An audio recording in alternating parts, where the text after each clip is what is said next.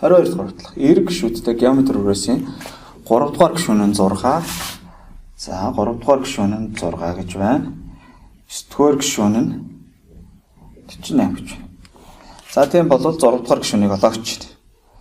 За энэ тэгвэл геометри үрээсийн чанар 9-оор P 6 дугаар гишүүнийг квадрат зэрэг дэвшүүлсэн нь P 3 дугаар гишүүнийг P 9 дугаар гишүүнээр үржүүлсэн гэдэг юм. За эндээс тэгвэл бидний B 6 дугаар гишүүн гэдэг маань язгуур дор B 3 дугаар гишүүнийг B 9 дугаар гишүүнээр үржүүлсэн гэдэг юм гэсэн. За B 6 дугаар гишүүн тэгвэл тэнцүү язгуур дор B 3 дугаар гишүүн маань 6 байгаа. 9 дугаар гишүүн маань 48 байгаа. Энэ тэнцүү язгуур дор 6-8-ын 48 24 гэдэг чинь 200.